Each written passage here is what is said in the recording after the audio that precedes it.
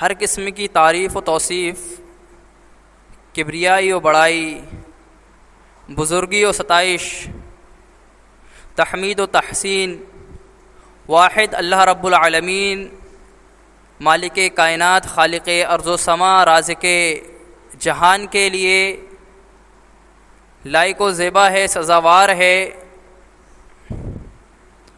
اور بے شمار لاتعداد درود و سلام کا نزول ہو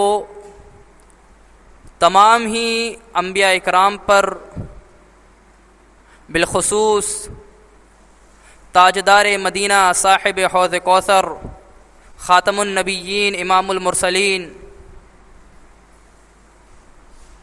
پیکر حسن و جمال جناب عربی محمد رسول اللہ صلی اللہ علیہ وسلم پر۔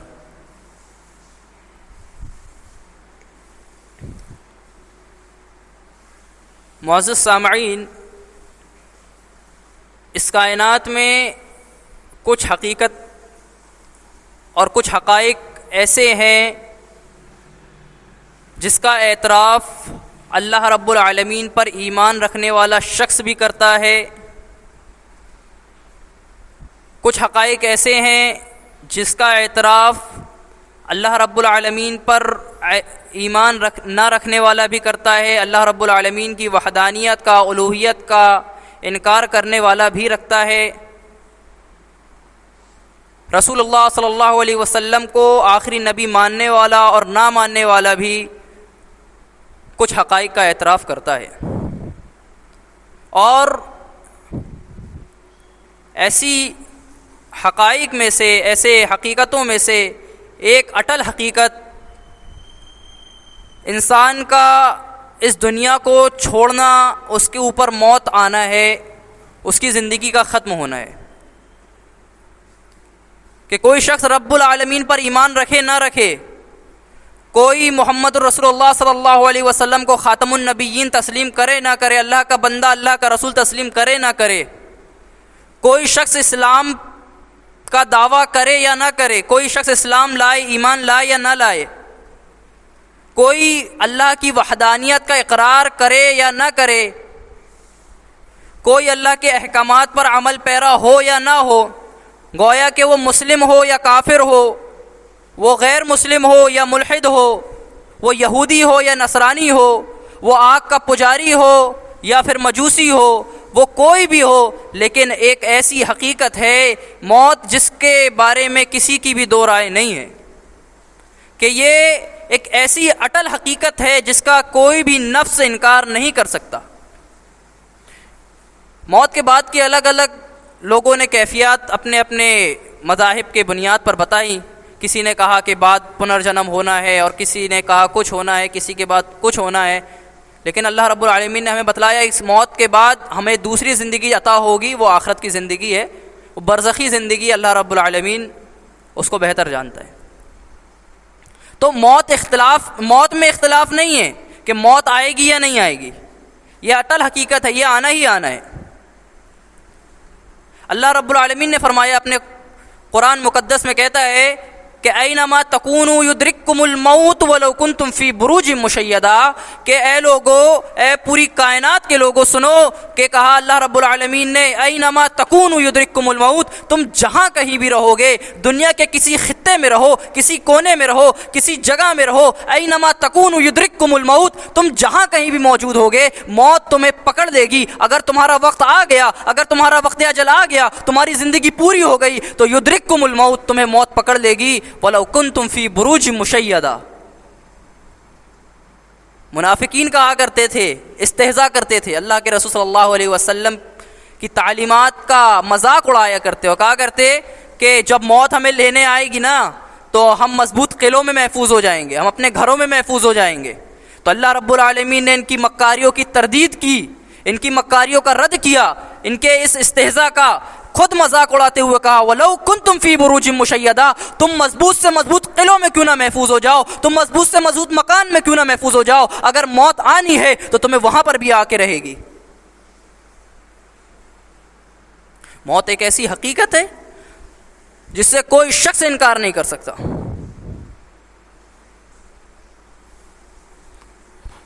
حضرت ابوبکر رضی اللہ تعالی عنہ آپ کی وفات کا وقت ہے، آپ کی موت کا وقت ہے، تکلیف میں ہے، شدت میں ہے، کراہ رہے ہیں، شدت سکرات ہے، آپ کی لخت جگر ام المومنین سیدہ عائشہ رضی اللہ تعالی عنہ اپنے بابا کی تکلیف دیکھتی ہیں، اپنے والد کی تکلیف دیکھتی ہیں اور کہتی ہیں ہائے اللہ کی قسم، جب سینے تنگ کر دیے جائیں اور جب سانسیں روک دی جائیں تو انسان کے مال و دولت بھی کام نہیں آتا۔ یہ انہوں نے کہا تو حضرت ابو بکر اپنے بستر پر کرا رہے تھے، جیسے ہی اپنی بیٹی کے، اپنے لخت جگر کے یہ الفاظ سنتے ہیں اور کہتے ہیں بیٹی یہ کیا کہہ رہی ہے، یہ بات نہ کہے بلکہ وہ بات کہے جو اللہ رب العالمین نے اپنے قرآن میں کہی ہے، وَإِن جَاءَتْ سَكْرَةُ الْمَوْتِ بِالْحَقِّ، کہ جب موت کی تکلیف آ جاتی ہے، جب موت کی شدت پکڑ لیتی ہے، جب موت کا فرشتہ آ جاتا ہے تو ذَلِكَ مَا كُنْتَ مِنْهُ تَحِيدُ، انسان اتنا ناشکرا ہے کہ اس وقت اس سے بچنے کی فراق میں لگا رہتا ہے۔ اللہ کے رسول کے ساتھی موت کے وقت یہ عالم ہے، موت کے وقت یہ کنڈیشن، یہ کیفیت ہے، لیکن وہاں پر بھی اللہ کے رسول کی تعلیمات کا دامن نہیں چھوڑا۔ انہوں نے اپنی بیٹی کو نصیحت کر رہے ہیں کہ اللہ رب العالمین کی اس آیت کو یاد کرو جو اللہ نے کہا ہے، اس فرمان کو یاد کرو۔ یعنی ان کا اشارہ یہ تھا کہ ایک انسان پیدا ہوتا ہے، کھانا پینا کھاتا ہے، نشو و نما پاتا ہے، جوان ہوتا ہے، بوڑھا ہوتا ہے اور مر جاتا ہے۔ یہ کیا زندگی ہے جس کی زندگی کا کوئی مقصد نہیں؟ اس کے طرف انہوں نے اشارہ کیا، کہا کہ جب انسان پوری زندگی عیش و عشرت میں گزار دیتا ہے، اللہ رب العالمین سے غافل رہتا ہے، اللہ کے رسول کی تعلیمات کو ترک کیے رہتا ہے اور صرف زبانی دعوے کرتا ہے کہ میں مسلمان ہوں، اس کے تعلق سے کہا کہ وہ شخص جب موت کا وقت آتا ہے، جب اس کا بڑھاپا اس پر لاحق ہو جاتا ہے، جب گناہ کرنے کی اس کے اندر طاقت نہیں ہوتی، تب وہ مسجد کا رخ کر لیتا ہے۔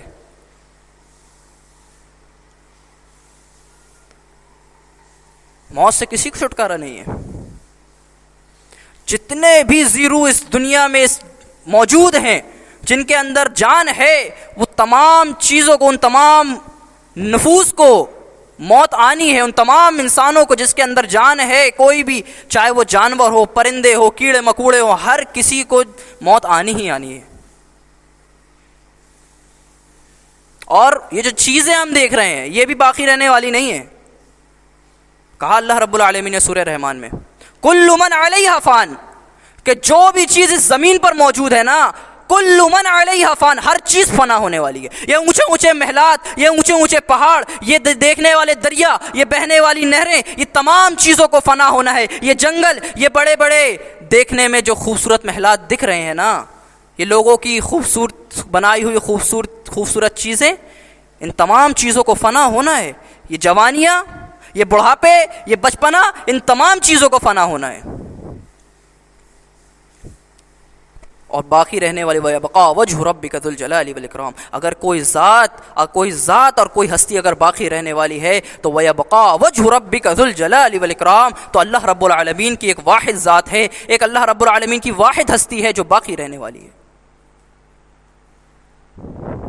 کہا ایک شاعر کہتا ہے وَإِذَا نِلْتُ مِنْكَ الْمُدَّ فَالْمَالُ حَيٌّ کل الذی فوق التراب تراب، کہتا ہے دیکھیں کتنا جامع کلام ہے۔ کہا اس نے کہ اگر مجھے آپ کی محبت مل جاتی ہے تو یہ جتنی بھی چیزیں اس دنیا میں ہیں، سب تمام مال میرے لیے آسان ہے، مطلب اس کی کوئی اوقات نہیں، اس کی کوئی وقت نہیں ہے۔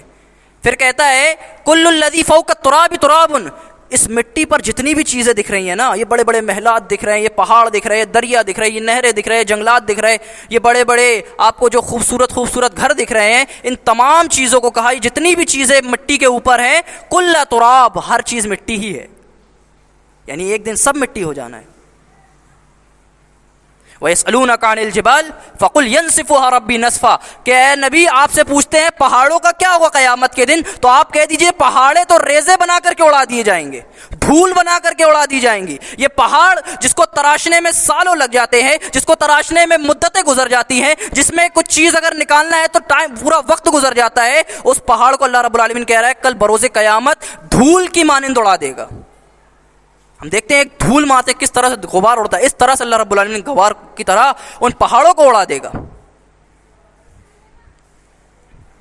بڑا مشہور واقعہ ہے، بخاری کی حدیث ہے، اللہ کے رسول صلی اللہ علیہ وسلم ارشاد فرماتے ہیں حضرت موسیٰ علیہ الصلاۃ والسلام کے پاس موت کے فرشتوں کو بھیجا اللہ رب العالمین نے. بہت مشہور واقعہ ہے. موت کا فرشتہ آتا ہے, انسانی شکل میں موجود ہے, اس کی حیت دیکھ کر کے ایسا لگ رہا ہے کوئی انسان ہے. تو آتا ہے, حضرت موسیٰ سے کہتا ہے مجھے آپ کی روح چاہیے, مجھے آپ کی جان چاہیے. حضرت موسیٰ نے دیکھا انسانی شکل میں فرشتہ ہے, وہ پہچان نہیں پائے کہ یہ فرشتہ ہے. انہوں نے سوچا کوئی چور ہے, کوئی ڈاکو ہے, مجھے مارنے آیا ہے. آپ نے اسے ایک تھپڑ رشید کر دیا, موت کے فرشتے کو ایک تھپڑ مار دیا, اس سے اس کی ایک آنکھ پھوٹ گئی. حضرت موسیٰ بہت بہادر آدمی تھے, بہت بہادر تھے. تو انہوں نے موت کے فرشتے کو ایک تھپڑ مار دیا, چونکہ وہ انسانی شکل میں تھا, اس کی آنکھ پھوٹ گئی. اللہ رب العالمین کے دربار میں حاضر ہوتا ہے, کہتا ہے اللہ رب العالمین تو نے مجھے ایسے بندے کے پاس بھیجا ہے جو تیرا نبی ہے, جو تیرا محبوب ہے, اس کے باوجود وہ موت کو پسند نہیں کرتا, وہ تیرے پاس آنے کو پسند نہیں کرتا. تو اللہ رب العالمین نے موت کے فرشتے کی آنکھ ٹھیک کی اور کہا جاؤ پہلے بتلانا میں موت کا فرشتہ ہوں, اللہ نے مجھے بھیجا ہے آپ کے پاس, اور کہیے ان سے کہ اگر آپ اور دنیا میں زندہ رہنا چاہتے ہیں, اور زندگی آپ چاہتے ہیں, تو ایک بیل کی پیٹھ پر اپنا ہاتھ رکھے اور پھر اس ہاتھ کو اٹھا کر کے دیکھیں کہ آپ کے ہاتھ کے نیچے کتنے بال آئے ہیں. جتنے بھی بال آئیں گے, 1 آئے, 4 آئے, 10 آئے, 12, جتنے بھی بال آئیں گے, ہر ایک بال کے بدلے آپ کو 1 سال مزید زندہ رکھا جائے گا. موت کے فرشتے کی اللہ رب العالمین نے آنکھ ٹھیک کی. وہ آیا موت کا فرشتہ, کہتا ہے میں موت کا فرشتہ ہوں, اللہ نے آپ کے پاس بھیجا. اللہ نے کہا ہے کہ آپ بیل کی پیٹھ پر ہاتھ رکھے, جتنا بھی آپ کو بال آپ کے ہاتھ کے نیچے آئے گا اس کے بدلے 1 سال آپ کو اور مزید زندہ رکھا جائے گا. تو حضرت موسیٰ نے سوال کیا اللہ رب العالمین اتنے سال میں نے جی لیا, 1 سال, 10 سال, 15 سال, 12 سال, 100 سال جی لیا, اس کے بعد کیا؟ تو کہا اللہ رب العالمین ثم الموت, اس کے بعد موت ہے. تو حضرت موسیٰ سمجھ گئے کہ موت سے تو چھٹکارا نہیں ہے, موت ابھی آئے چاہے تبھی آئے. تو انہوں نے کہا ہے اللہ مجھے موت ابھی قبول ہے. موت سے چھٹکارا, انہوں نے سمجھ گئے کہ موت سے چھٹکارا تو نہیں ہے, چاہے ابھی آئے چاہے تبھی آئے, موت کبھی بھی آئے, لیکن موت ایک ایسا مسلم امر ہے جس کو کوئی انکار نہیں کر سکتا, نبی بھی جس سے نہیں بچ سکے.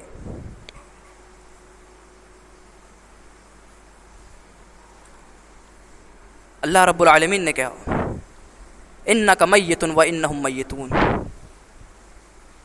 کہ اے نبی آپ کو بھی موت آئے گی. میت و انہم میتون, اور کائنات میں جتنے لوگ موجود ہیں نا تمام کو موت آنی ہے. وانہم میتون, اور ان لوگوں کو بھی موت آئے گی. اے نبی آپ بھی انتقال کریں گے, اور اے لوگوں تمام لوگ انتقال کر جائیں گے. یہ تمام لوگوں کی روح قبض کرنی ہے, تمام لوگوں کو دنیا چھوڑ کر جانا ہے. کہا کہ لو بقا فی الدنیا لما مات خیر المرسلین محمد, کہ اگر دنیا میں کسی کے لیے بقا ہوتی نا, کسی کے لیے اگر یہ ہوتا کہ اللہ اس کو اجل کرے, اس کو ہمیشہ کے لیے زندہ رکھے, تو لما مات خیر المرسلین محمد, تو خیر المرسلین جناب عربی محمد رسول اللہ صلی اللہ علیہ وسلم کی روح اللہ کبھی قبض نہ کرتا. اگر کسی کو اس دنیا میں ہمیشگی کے لیے رکھا جاتا تو اللہ کے رسول کو رکھا جاتا. آئیے دیکھتے ہیں اللہ کے رسول کی کیا کنڈیشن تھی. وعن عائشة رضی اللہ تعالی عنہ قالت مات النبی صلی اللہ علیہ وسلم انه لبین حاقنة وذاکنة فلا اکرہ شدة الموت لأحد ابدا بعد النبی صلی اللہ علیہ وسلم. حضرت عائشہ آپ کی محبوب بیوی فقیہ ہیں, آپ اللہ کے رسول صلی اللہ علیہ وسلم سے بے انتہا محبت کرتی ہیں, اللہ کے رسول آپ سے بے انتہا محبت کرتے ہیں. کسی نے سوال کیا کہ مردوں میں سب سے زیادہ اللہ کے رسول صلی اللہ علیہ وسلم کس کو پسند کرتے ہیں, تو جواب ملا کہ حضرت ابو بکر کو. اور کہا عورتوں میں کس کو پسند کرتے ہیں, تو کہا حضرت ابو بکر کی بیٹی حضرت عائشہ رضی اللہ عنہ کو. آپ کی زوجہ محترمہ ہے, کہتی ہیں مات النبی صلی اللہ علیہ وسلم, جب اللہ کے رسول کی موت ہوئی, جب اللہ کے رسول پر وفات آئی, تو کہا کہ انہ لبین حاقنتی وذاقنتی, تو آپ میری ہسلی اور میری تھوڑی کے درمیان میں تھے, میرے سینے سے ٹیک لگا ہوئے تھے. آپ کی شدت سکرات دیکھا, آپ کی تکلیف دیکھا, آپ کی موت کی تکلیف کو دیکھنے کے بعد میں نے کسی کے لیے موت کی تکلیف کو برا نہیں جانا, برا نہیں سمجھا. بخاری کی حدیث کتاب المغازی باب مرض النبی صلی اللہ علیہ وسلم وفات ہی ہے. دیکھیں آپ اللہ کے رسول کو یہ تکلیف کا یہ عالم تھا. حضرت انس سے ایک روایت آتی ہے, کہتے ہیں ثقل النبی صلی اللہ علیہ وسلم, جب اللہ کے رسول صلی اللہ علیہ وسلم کی مرض موت میں شدت ہو گئی, جب اللہ کے رسول موت کے مرض میں تڑپ رہے تھے, بے چین ہو رہے تھے, تکلیف کی حالت میں کراہ رہے تھے, تو حضرت عائشہ رضی اللہ تعالی عنہ نے کہا, حضرت فاطمہ رضی اللہ تعالی عنہ آپ کی بیٹی ہیں, آپ کی لخت جگر, کہتی ہیں کہ واہ کربابا, کہ ہائے اللہ میرے بابا کی تکلیف، ہائے اللہ میرے والد کی تکلیف، موت کے وقت ان کو کس قدر تکلیف ہو رہی ہے، تو اللہ کے رسول صلی اللہ علیہ وسلم نے کہا کہ آج کے بعد اے فاطمہ تیرے والد کو اس کے علاوہ کوئی تکلیف نہیں ہوگی. یعنی آج کی تکلیف برداشت کر لے، آج کی موت کی تکلیف برداشت کر لے، لیکن اس کے بعد تیرے بابا کو کبھی زندگی میں تکلیف ہونی نہیں. اس قدر محبت کا عالم. لیکن صحابہ اکرام اپنے ہوش کھو بیٹھے. اللہ کے رسول صلی اللہ علیہ وسلم جب وفات کی خبر ملی تو حضرت عمر رضی اللہ تعالیٰ عنہ اپنی تلوار کو میان سے باہر کر لیتے ہیں، تلوار کھڑی کر کے کہتے ہیں جس نے بھی کہا اللہ کے رسول فوت ہو گئے ہیں، آپ پر موت آ گئی ہے، آپ وفات پا گئے ہیں، میں اس کی گردن اڑا دوں گا. کسی نے بھی کہا اللہ کے رسول اس دنیا سے چلے گئے ہیں، میں اس کی گردن اڑا دوں گا. کیوں؟ کیونکہ اللہ کے رسول اللہ رب العالمین سے ملنے گئے ہیں، دوبارہ واپس آ جائیں گے، لوٹ کر کے دوبارہ واپس لوٹ کر کے آ جائیں گے. صحابہ اکرام خاموش ہے. کس کی مجال کے عمر بن خطاب کے سامنے کلام کرے؟ حضرت ابو بکر کو پتہ چلتا ہے. حضرت ابو بکر گھر سے نکلتے ہیں، گھوڑے میں سوار ہوتے ہیں، آتے ہیں تو کیا دیکھتے ہیں؟ صحابہ اکرام کے مجمع میں عمر بن خطاب کھڑے ہیں، تلوار بے نیان کی ہوئی اور کہہ رہے ہیں جس نے کہا اللہ کے رسول فوت ہو گئے ہیں اس کی گردن اڑا دوں گا، اس کی گردن اور میری تلوار ہوگی، اس کا سر دھڑ سے الگ کر دوں گا. حضرت ابو بکر نے دیکھا، کچھ نہیں کہا، خاموش تھے. سیدھا اماں عائشہ رضی اللہ عنہا کے حجرے میں داخل ہوئے. گئے تو کیا دیکھتے ہیں؟ اللہ کے رسول صلی اللہ علیہ وسلم کا جسم یمنی چادر سے ڈھکا ہوا رکھا ہے. گئے، چہرہ کھولا، پیشانی کا بوسہ لیا اور کہا آقا میرے ماں باپ آپ پر قربان ہو، اللہ رب العالمین آپ پر دو موت جمع نہیں کر سکتا، آپ پر جو موت لکھی گئی تھی وہ واقع ہو گئی، اب اللہ رب العالمین آپ کو دوسری موت نہیں دے گا. باہر آئے، کہا عمر بن خطاب بیٹھ جاؤ، کہا نہیں بیٹھتا. کہا بیٹھ جاؤ، کہا نہیں بیٹھتا. تو آپ نے اللہ کا شکر ادا کیا اور پھر کہا اللہ رب العالمین کی حمد بیان کی اور پھر کہا کہ الا من کان یعبد محمدا فإن محمدا قد مات، کہ تم میں سے جو بھی شخص محمد کی عبادت کرتا تھا، محمد کو اپنا معبود سمجھتا تھا، محمد کو سجدہ کرتا تھا، انہ قد مات، کہ محمد عربی تو مر چکے ہیں، آپ پر وفات آ گئی ہے، آپ کی روح قبض کر لی گئی ہے. کون کہہ رہا ہے؟ اور آپ کے ساتھی ہیں. آپ کے ایک اشارے پر انہوں نے اپنے گھر کو چھوڑا، اپنے بار کو چھوڑا، اپنے بیوی کو چھوڑا، اپنے بچوں کو چھوڑا. آپ نے اعلان کیا کہ جہاد کے لیے سامان لگ رہا ہے، گھر کا پورا سامان اٹھا کر کے لے آئے. اللہ کے رسول نے سوال کیا اے ابو بکر گھر والوں کے لیے کچھ چھوڑا ہے؟ تو حضرت ابو بکر نے جواب دیا کہ گھر والوں کے لیے صرف اللہ کو چھوڑا ہے اور اس کے رسول کو چھوڑا ہے. وہ کہہ رہے ہیں فَإِنَّ مُحَمَّدًا قَدْ مَاتَ، کہ اللہ کے رسول پر وفات آ گئی ہے، آپ اس دنیا کو چھوڑ کر جا چکے ہیں. وَمَنْ يَعْبُدُ اللَّهَ فَإِنَّهُ حَيٌّ لَا يَمُوتُ، اور سن لو جو محمد کی عبادت کرتا تھا، محمد تو وفات پا گئے ہیں، لیکن جو اللہ کی عبادت کرتا تھا فَإِنَّ اللَّهَ حَيٌّ لَا يَمُوتُ، اللہ حی ہے، ہمیشہ سے ہے، ہمیشہ رہنے والا ہے، اس پر موت آنے والی نہیں. دلیل کیا پیش کی؟ ہاں کیا کہنے حضرت ابو بکر کی خطابت کے، کیا کہنے حضرت ابو بکر کے کلام کے، کیا کہنے حضرت ابو بکر کے بیان کے. کہا کہ انک میت و انہم میتون، اللہ نے قرآن میں کہا کہ اے نبی آپ بھی فوت ہونے والے ہیں، آپ پر بھی وفات آنے والی ہے. وانہم میتون، اور کائنات میں جتنے لوگ ہیں تمام کو وفات آنے والی، تمام کو موت آنے والی ہے.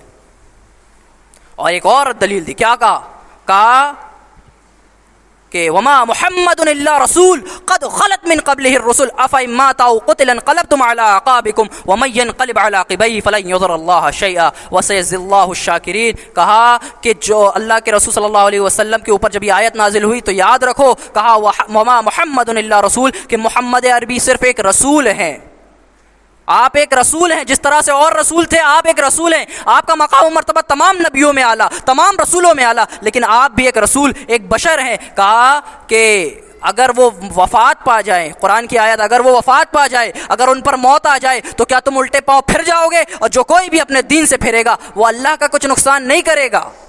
فَيَجْزِي اللَّهُ الشَّاكِرِينَ، بلکہ اللہ تو صبر کرنے والوں، شکر کرنے والوں کو اس کا بدلہ دے گا. قرآن کی آیت کہہ رہی ہے، قرآن کی آیت نبی کی تکلیف بیان کر رہی ہے کہ موت ایک ایسا مسلم امر ہے جس سے کوئی شخص انکار کر سکتا نہیں. آج انسان دنیا کے چکر میں پریشان ہوتا ہے، دنیا کے مال و دولت کو جمع کرنے کے لیے، کاروبار کے لیے، تجارت کے لیے پریشان ہوتا ہے. سوچتا ہے کس طرح سے حل نکل جائے. حل ہے, اللہ کے رسول نے حل پہلے ہی بتلا دیا. کہا اکثر ذکر حازم اللذات الموت فإنه لم يذكر احد في ضيق من العيش الا وسعه عليه. کہا کہ اکثر ذکر, اے لوگو موت کو زیادہ سے زیادہ یاد رکھو, اپنی موت کو زیادہ سے زیادہ یاد رکھو. فإنه لم يذكر احد في ضيق من العيش, جو بھی شخص پریشانی کی حالت میں, تنگ دستی کی حالت میں, غریبی کی حالت میں, فقیری کی حالت میں, پریشانی اور مشکلات و مصیبت کی حالت میں موت کو یاد کرتا ہے نا, الا وسعه علیہ, جب وہ پریشانی کی حالت میں موت کو یاد کرتا ہے تو اللہ رب العالمین اس پریشانی کو, اس تکلیف کو دور کر دیتا ہے, اسے وسعت دے دیتا ہے.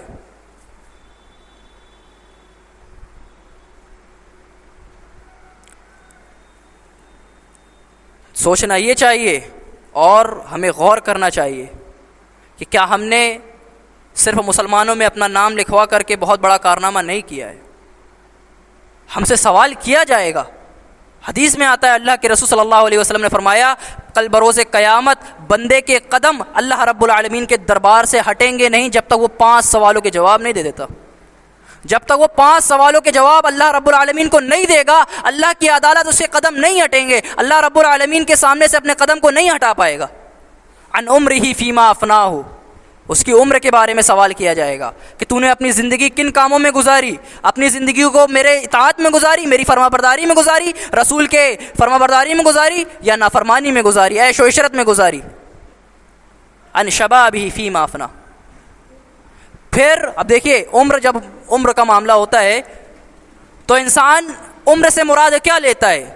جب بچے کی پیدائش ہوتی ہے اس دن سے لے کر کے جب بچے کی وفات ہوتی ہے اس دن تک. اب اس میں بچپنا بھی آ جاتا ہے, جوانی بھی آ جاتا ہے, بڑھاپے بھی آ جاتے ہیں. ان تمام کا سوال اللہ رب العالمین کرے گا ہی کرے گا. لیکن کہا وان شبابہ فیما افناہ, اللہ خاص طور سے ایک سوال کرے گا کہ تو نے اپنی جوانی کہاں صرف کی.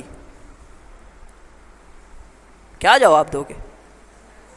اللہ تیری جوانی کو چوراہوں میں گزارا, اللہ تیری دی ہوئی نعمت کو ہم نے دنیاوی چیزوں میں گزارا, اللہ تیری دی ہوئی نعمت سے ہم نے اسلام کو کوئی فائدہ نہیں پہنچایا.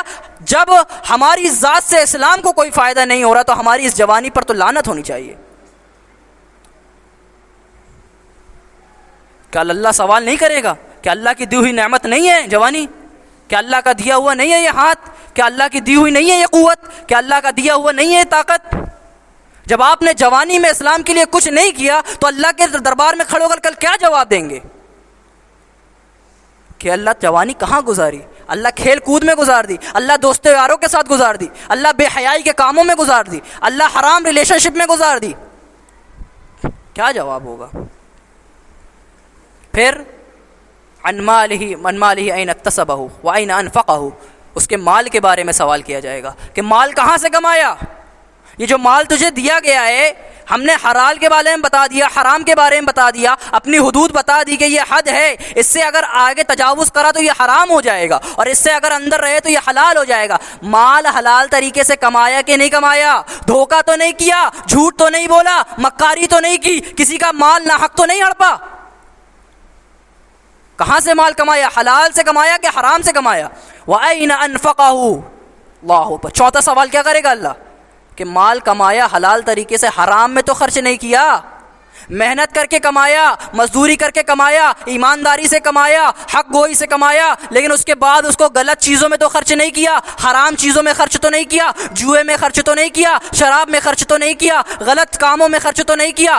یعنی حلال سے کمانا ہے, حلال میں خرچ کرنا ہے. یہ نہیں کہ حرام سے کما کر کے حلال میں خرچ کرے یا حلال سے کما کر کے حرام میں خرچ کرے. ان دونوں باتوں کا خیال رکھنا ہے کہ حلال سے ہی کمایا جائے. اللہ نے جو حد نافذ کی ہے, جو اللہ رب العالمین نے اپنی بارڈر بتائی ہے, اس سے کمانا ہے. جو اللہ نے احکامات اور جس طریقے سے بتلایا اس طریقے سے کمانا ہے, اور جہاں پر خرچ کرنے کے لیے حکم دیا گیا ہے وہاں پر خرچ کرنا ہے. یعنی آپ دیکھیں, ایک شخص کہتا ہے کہ جب انسان اس دنیا میں آتا ہے تو اس کے پاس کچھ نہیں ہوتا, پھر وہ محنت کرتا ہے, بڑا ہوتا ہے, کماتا ہے, اور دنیا کے ہر چیز کو حاصل کر لیتا ہے. جب آتا ہے تو کچھ نہیں ہوتا, لیکن جب کماتا ہے, بڑا ہوتا ہے, تو اس دنیا کی تمام آرائشوں کو, آشائشوں کو حاصل کر لیتا ہے. اور جب وہ مر جاتا ہے تو وہ تمام چیزوں کو چھوڑ کر جاتا ہے. کوئی کام آنے والی نہیں ہے چیزیں. دنیا پوری کما لیا ہے بھلے اس نے, لیکن وہ لے کر کے جائے گا نہیں. اب دیکھیے قیامت کے دن کیا کہتا ہے, وہ کہتا ہے کہ قیامت کے دن اس سے ان تمام چیزوں کے بارے میں سوال ہوگا جو اس کے کام ہی نہیں آئی. اللہ اکبر. یہ مومن کا معاملہ, یعنی اگر ہم نے حلال طریقے سے کمائی کی ہے تو ہمیں اس کا حساب دینا ہوگا, اور اگر حرام طریقے سے کمائی کی ہے تو اس کا عذاب چکھنا ہوگا. یہ ہمارا اسلام ہمیں تعلیم دیتا ہے. کائنات کا کوئی مذہب ایسی تعلیم نہیں دے سکتا. یہاں تک کہ اللہ کے رسول نے تو پورے ضابطے اور پورے نظام کو بتا دیا. یہ 4 سوال ہو گئے. 5واں سوال کہ اپنے علم کے مطابق کتنا عمل کیا. تجھے علم تھا نماز پڑھنا ہے, نماز فرض ہے, نماز پڑھا. تجھے پتا تھا روزہ رکھنا ہے, روزہ رکھا. تجھے پتا تھا بے حیائی سے, بری باتوں سے بچنا ہے, اس سے بچا. تجھے پتا تھا کہ حرام کاری میں نہیں پڑھنا ہے, بدکاری میں نہیں پڑھنا ہے, زنا کاری میں نہیں پڑھنا ہے, اس سے بچا. تجھے پتا تھا کہ اللہ کے رسول کی اطاعت کرنا ہے, اتباع کرنا ہے, فرمانبرداری کرنا ہے, کی کہ نہیں کی. علم تو ہے نا, اتنا علم تو ہر کسی بندے کے پاس ہے. ایک چھوٹا سا 5 سال کا بھی بچہ ہوتا ہے, اسے بھی پتا ہوتا ہے کہ نماز پڑھنی ہوتی ہے, اسے بھی پتا ہوتا ہے کہ روزہ رکھنا ہوتا ہے, اسے بھی پتا ہوتی ہے کہ بے حیائی کرنا, غلط کام کرنا غلط ہے, اسے بھی پتا ہوتی ہے کہ اللہ کے رسول صلی اللہ علیہ وسلم سے محبت کرنا چاہیے.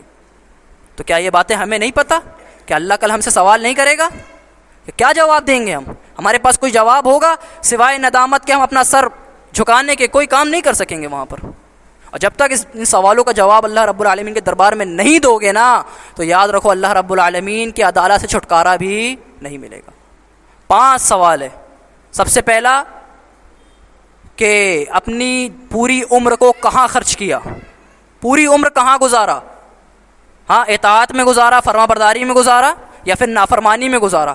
دوسری ان شبابہ فیما افنا, کہ اپنی جوانی کو کہاں گزارا. جوانی کے لمحات ایسے لمحات ہیں کہ اللہ کو اس کی عبادت بہت پسند ہوتی ہے. اللہ رب العالمین کل ایسے نوجوان کو جو اللہ رب العالمین کی عبادت میں لگا ہوتا ہے, جو اللہ رب العالمین کی فرمانبرداری میں لگا ہوتا ہے, کل بروز قیامت اللہ اس کو اپنے عرش کا سایہ نصیب کرے گا. تو اپنی جوانی کہاں گزارا, اپنی عمر کہاں گزارا, مال کہاں سے کمایا, وَأَيْنَ أَنفَقَهُ, اور مال کو کہاں خرچ کیا. اور 5واں سوال علم کے مطابق کتنا عمل کیا. بس اس بات پہ میں اپنی بات کو ختم کروں گا, اس حدیث پر اپنی بات کو ختم کروں گا. ہماری پوری پریشانیاں حل ہو جائیں, ہماری پوری تکلیفیں, مشکلات, مصیبتیں حل ہو جائیں صرف اس حدیث پر اگر ہم عمل کر لیں. صرف ہم یہ ان 5 سوالوں کے جوابات اگر ہم تلاش کر لیں, ان تمام 5 سوالوں کے جوابات کو ہم مزین کر کے اللہ کے سامنے پیش کریں کہ اللہ تیری عبادت میں گزاری ہم نے زندگی, اے اللہ حلال سے کمایا, حلال میں خرچ کیا, اے اللہ جتنا علم تھا اتنا عمل کیا. یہ اللہ رب العالمین, اللہ کے رسول نے ہمیں بتلا دیا ہے قیامت کے سوالوں کے بارے میں. اس لیے ضرورت اس بات کی ہے کہ اپنا محاسبہ کیا جائے, اپنی زندگیوں کا محاسبہ کیا جائے, اپنے گھروں کا محاسبہ کیا جائے, اپنی تجارتوں کا محاسبہ کیا جائے, اور کہاں ہم خرچ کر رہے ہیں اس چیز کا بھی محاسبہ کیا جائے کہ ہمارا ایک ایک روپے جہاں خرچ ہو رہا ہے اللہ رب العالمین کل بروز قیامت ہم سے اس کا سوال کرے گا.